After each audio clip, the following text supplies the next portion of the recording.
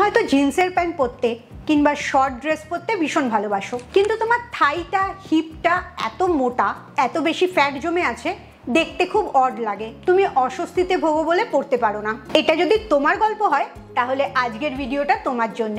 আজকের ভিডিওতে তুমি জানতে পারবে মাত্র 7 দিনে কিভাবে স্টেপ বাই স্টেপ কাজ করে সায়েন্স বেসড এভিডেন্সের সাথে তুমি তোমার থাই আর হিপের চর্বিটা কম করতে পারবে। তাই একটুও স্কিপ না করে পুরো ভিডিওটা দেখতে থাকো। এর জন্য কোনো তোমায় জিমেও যেতে হবে না, কোনো টাকা খরচও করতে হবে না। আর লাস্টে এমন একটা রিচুয়াল বলবো যেটা করলে ম্যাজিকের মতো তোমার হিপ আর থাইয়ের ফ্যাট কমবে। এই রিচুয়ালটা কোনো প্রোডাক্ট না, free of cost. Welcome to good life with Sukanya. আমি লাইফস্টাইল কারেকশন কোচ। আমার প্রোগ্রামে রোজ দেশ বিদেশ থেকে বহু মানুষ যোগ দিচ্ছে, তাদের মানসিক স্বাস্থ্য, শারীরিক স্বাস্থ্য ভালো করে একটা নতুন জীবন ফিরে পাচ্ছে। তুমিও যদি এই প্রোগ্রাম সম্বন্ধে জানতে চাও, আমার 2 ঘন্টার অনলাইন সেশন জয়েন করতে চাও, তাহলে এক্ষুনি নিচের নাম্বারে LCW এই কথাটা লিখে হোয়াটসঅ্যাপ করো। লক্ষ্য করে দেখবে ছেলেদের নর্মালি ভুঁড়িটা বেশি হয় কিন্তু হাত পাগুলো রোগা রোগা থাকে, কিন্তু মেয়েদের ভুঁড়ির সাথে সাথে থাই আর কোমরে প্রচুর চর্বি জমে, আর এই চর্বিটা কিছুতেই কমতে চায় না। এর কারণগুলো আগে জেনে নাও।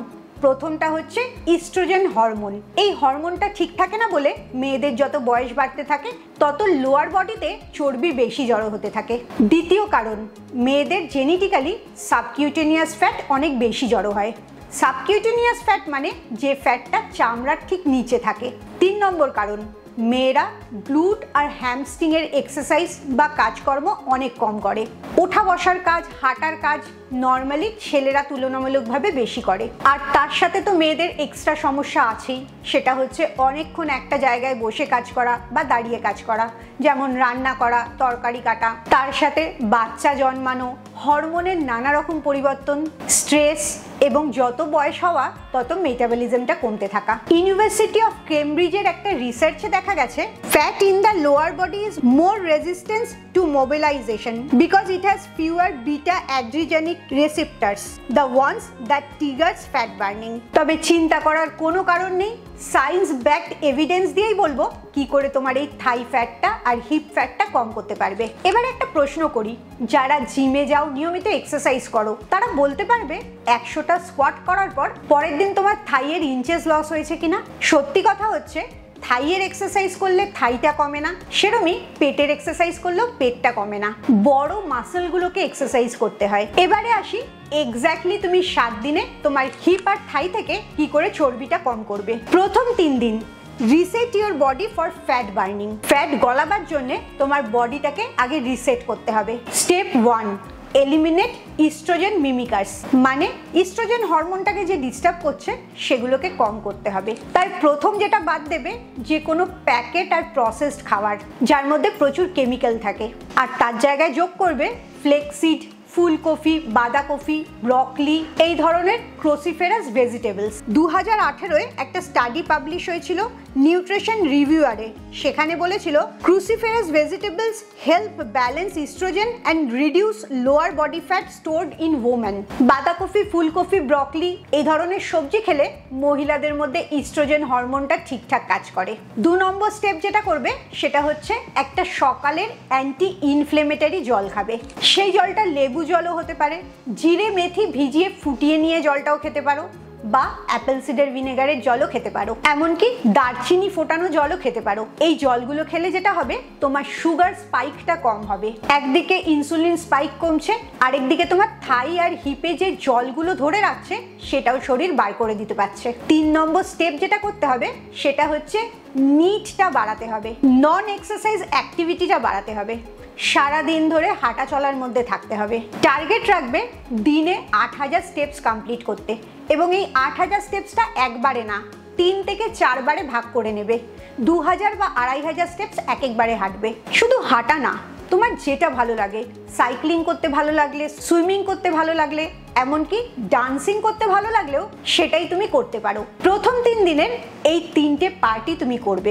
এরপরে আসছে 4 নম্বর এবং 5 নম্বর দিন। এই 2টো দিনের টার্গেট হচ্ছে তোমার থাই আর হিপটাকে টোন ডাউন করার। এই জায়গায় স্টেপ 4-এ যেটা করবে সেটা হচ্ছে বড় যে মাসলগুলো আছে সেগুলোর এক্সারসাইজ করতে হবে।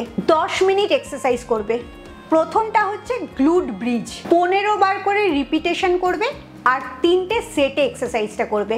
গ্লুট ব্রিজ অলরেডি আমি আমার ভিডিওতে দেখিয়েছি, সেটা আবার একবার দেখে নাও কিভাবে করবে। 2 নম্বর এক্সারসাইজ করবে ওয়াল সিট। এই এক্সারসাইজটা 3 বার করবে এবং যখন দেয়ালে বসবে একবার 30 সেকেন্ড করে ধরে রাখার চেষ্টা করবে। আর লাস্ট এক্সারসাইজটা স্টেপ আপ। একটা স্টেপারেও তুমি এই এক্সারসাইজ করতে পারো কিংবা সিঁড়ি ওঠানামাও করতে পারো। 2 থেকে 3 মিনিট এই স্টেপ আপ এক্সারসাইজটা করবে। এই 3টে এক্সারসাইজই কেন বললাম, কারণ এই 3টে এক্সারসাইজ তোমার টাইপ 2 মাসেল ফাইবারকে অ্যাক্টিভেট করে, যার জন্য এক্সারসাইজ যখন থামিয়ে দাও তখনও প্রচুর ফ্যাট বার্নিং হতে থাকে।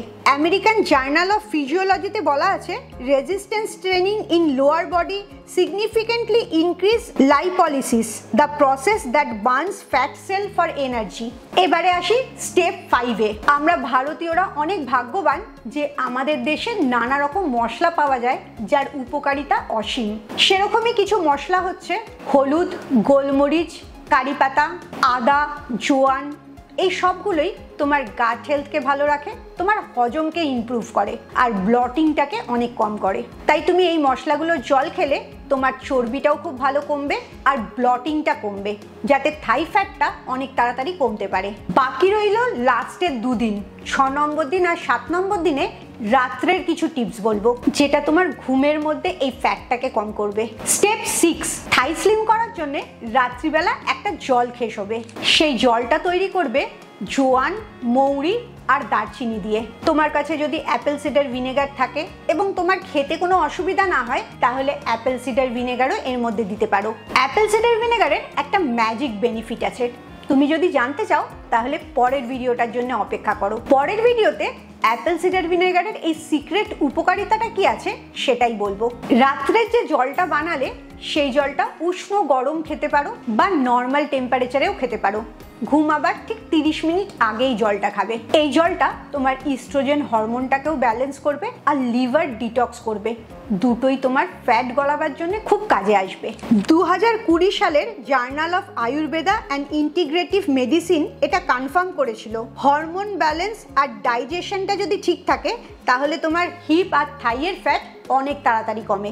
এবারে আসি 7 নম্বর পার্টটা, একটা ভাইটাল পার্ট, সেটা হচ্ছে leg up the wall pose. তোমার বিছানাটা যদি দেয়ালের সাথে ঠেকানো থাকে তাহলে একদম দেয়ালের কোনায় চলে যাবে, পা দুটো দেয়ালের ওপরে তুলে দেবে, হিপটাকে বিছানার সাথে আর দেয়ালের সাথে ঠেকিয়ে রাখবে।